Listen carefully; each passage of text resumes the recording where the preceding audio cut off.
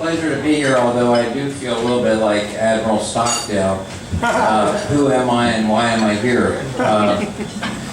Anyway, they said it was at the Library of Congress, but I think I got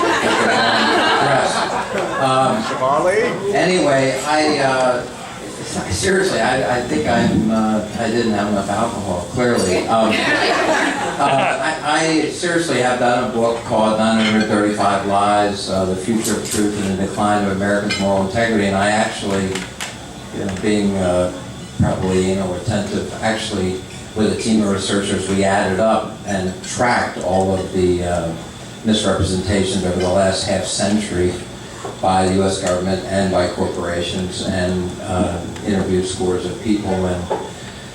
And anyway, the book looks at, yes, Vietnam and Iraq and a lot of false statements that got us into wars, but it also looks at tobacco, where 100 million people died in the 20th century, 1 billion would die in this century. It's hard to make a joke about that, actually, so I won't attempt it. But one of the things that is in the book also is the media choosing not to cover things. Having worked at ABC News and 60 Minutes at CBS, there are 60 years of a few networks trying to cover tobacco, but not covering it. And in the 1990s, I was a producer of 60 Minutes for Mike Wallace, who was a senior correspondent. And there was a moment, all kidding aside, when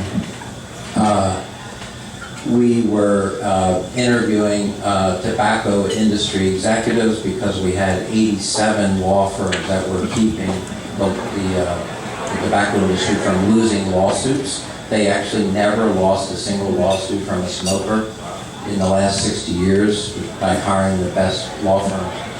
And so the owner of CBS happened to be the owner of a tobacco company, which was not the first time. The founder of CBS, William Paley, owned 7 cigar companies, or 7 cigar factories, rather, cigar tobacco industries. And so we were asked to, Mike Wallace had dinner with Lawrence Tisch, the president, and this is in the book, and Tisch asked him not to broadcast the story. This is a true story.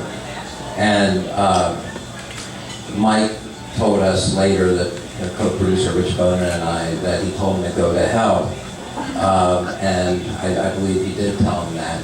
And in the story, we said on the air that Lawrence Tisch, the owner of CBS, and the owner of Lorillard, one of the tobacco companies, declined to comment. So a few weeks later, we're at the Tavern on the Green, a fancy New York restaurant on Central Park. And Mike Wallace, who died a few years ago, but at this time Mike sees something, and he had a twinkle in his eye, and I thought, oh no, this is going to be a mess. Because Mike loved to be mischievous. That's an understatement, I would say. And he said, he sees Tisch, the owner of CBS, and he sees me, the hapless, low-level producer who'd never been to a corporate event for CBS. Big ice sculpture celebrating the 20th anniversary of 60 Minutes. And he says, Larry, come here. There's someone I'd like you to meet. This is Charles Lewis. He's the one who produced that segment we shoved right up your ass. And I said, hello.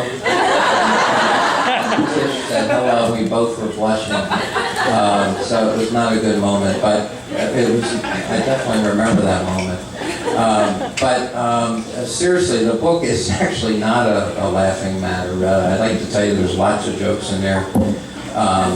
There's a few weird stories of spiked stories inside the media, but there's also astonishing lies that were actually quite what I call mortally consequential, and the largest loss of life. We actually have, to show you how anal retentive we are, we actually have the real-time truth charts for U.S. government in the last 60 years and corporations, asbestos, lead, tobacco, every one of them involves systemic lies over decades.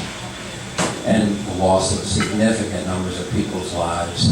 And so I'm sorry to bring everyone down, and I'm sure they're going to take additional drinks here right around now, drink water.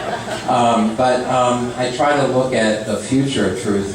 We have lost 1/3 of all working reporters in the United States since 2000. That's not funny. And we have also, since John F. Kennedy and Nixon went at it in 1960 in the election, we now have, when it was 1-to-1 public relations to journalism, today it's 4-to-1 more PR people than journalists. So we have more people spinning us and fewer people acting, attempting to act at least as truth tellers. So it's a strange story. The end of the book tries to look at ways to get around this, to broaden and enlarge the public space. And I do, yes, get into that. I started a group called the Center for Public Integrity and several other groups. I now have another one called the Investigative Reporting Workshop. There are now 100 nonprofit newsrooms in the U.S., not counting NPR, not counting Christian's Monitor, not counting Associated Press. So there are folks trying to do different ways of getting around this, to the theme of the night, corruption within the media.